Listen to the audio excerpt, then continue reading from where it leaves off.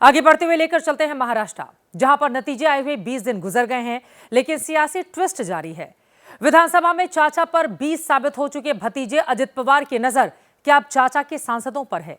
ये दावा शरद पवार के सियासी साथी कर रहे हैं। सवाल उठ रहे हैं कि क्या एनसीपी में फिर से टूट होने वाली है या कोई नया गेम सेट किया जा रहा है?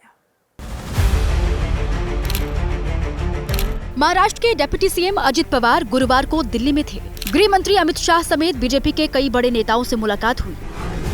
कल ही अजित पवार के चाचा शरद पवार से भी जन्मदिन के मौके पर मुलाकात हुई। इन मुलाकातों के बाद महाराष्ट्र की सियासत में दो खबरें चर्चा में हैं। पहली खबर ये कि चाचा और भतीजा फिर से साथ आ सकते हैं। दूसरी खबर ये है कि क्या चाचा के सांसद भतीजे के साथ जाने वाले हैं। इन दोनों चर्चाओं को हवा महाराष्ट्र के नेता ही दे रहे हैं। उद्धव की शिवसेना के प्रवक्ता संजय राउत का दावा है कि प्रफुल्ल पटेल को मंत्री बनाने के लिए शरद पवार की पार्टी को तोड़ने की कोशिश हो रही है। प्रफुल्ल पटेल जी को अगर कैबिनेट बनना है तो जाकर मोदी जी के चरणों में बैठो। एक फॉर्मूला तय हुआ है कि 6 सांसदों के पीछे एक मंत्री पद। अजित पवार जी के पास एक ही सांसद है तटकरे, तो और 5 सांसद आप तोड़कर लेके आइए। इसलिए प्रफुल्ल साहब की ये सब एक कवायद।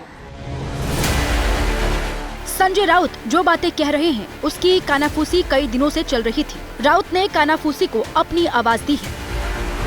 महाराष्ट्र में शरद पवार की एनसीपी के 8 सांसद हैं, जबकि अजित पवार की एनसीपी के पास महज 1 सांसद। अभी केंद्र में अजित पवार की पार्टी से कोई मंत्री नहीं है। यही वजह है कि संजय राउत के दावे को सिरे से खारिज नहीं किया जा रहा। शरद पवार की पार्टी के नेता इस पर मुहर भी लगा रहे हैं।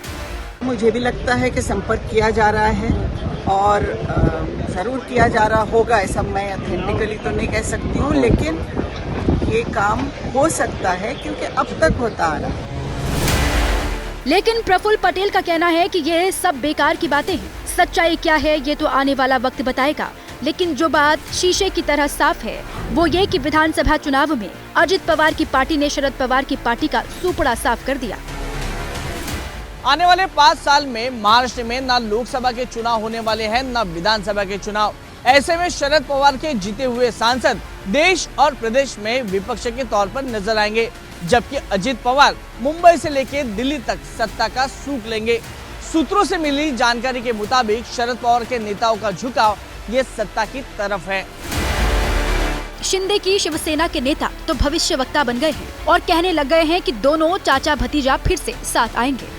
एक आने की संभावना हो सकती है। पॉलिटिक्स में कुछ भी हो सकता है और ये सब सबक अजित दादा ने शरद पवार साहब से लिए। हमारी ना बार्गेनिंग पावर कम होगी ना हमारी पार्टी को उससे कोई नुकसान होगा।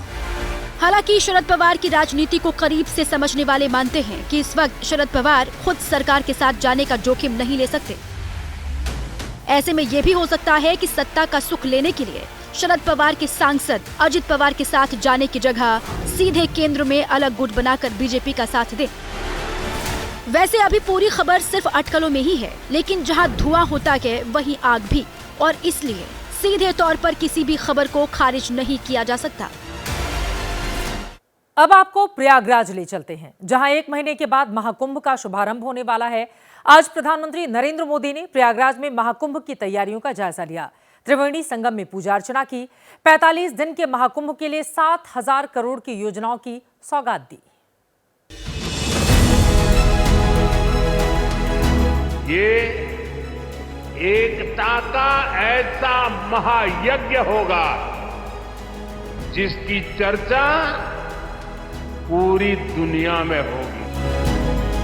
यमुना की लहरों पर क्रूज और क्रूज में सवार प्रधानमंत्री नरेंद्र मोदी तीर्थराज प्रयागराज को कुछ यूं ही निहार रहे थे। वातावरण में नैसर्गिक संगीत था, इसलिए हाथ खुद ब खुद ताल दे रहे थे। मौका था संगम नगरी को विकास के पथ पर अग्रसर करने का, लेकिन इसके साथ उन तैयारियों का भी जायजा लिया जो महाकुंभ के लिए की गई। प्रधानमंत्री नरेंद्र मोदी ने भारद्वाज आश्रम, श्रृंगेरपुर धाम, अक्षय वट, हनुमान मंदिर कॉरिडोर समेत करीब 7,000 करोड़ की योजनाओं का शिलान्यास और उद्घाटन किया। महाकुंभ से सामाजिक मजबूती तो मिलेगी ही, लोगों का आर्थिक सशक्तिकरण भी होगा। मंच पर प्रधानमंत्री ने साधु संतों से मुलाकात की। प्रधानमंत्री ने संत समाज का अभिवादन स्वीकार किया। संगम किनारे भव्य पंडाल बना था, यही विधिवत पूजा अर्चना की। कुंभ कलश स्थापित करने के बाद मां गंगा को चुनरी अर्पित की। तीर्थ और आध्यात्म की नगरी में प्रधानमंत्री का अगला पड़ाव अक्षय वट वृक्ष था। शीश नवाकर पीएम मोदी ने जन कल्याण का वरदान मांगा। यहाँ जातियों का भेद खत्म हो जाता है, संप्रदायों का टकराव मिट जाता है, करोड़ों लोग एक ध्येय, एक विचार से जुड़ जाते हैं।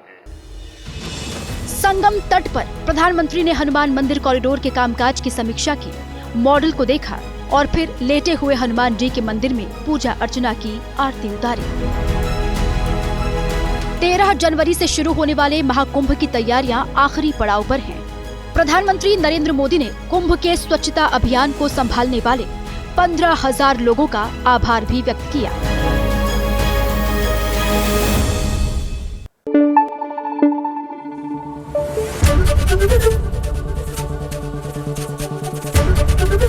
एबीपी न्यूज आपको रखे आगे।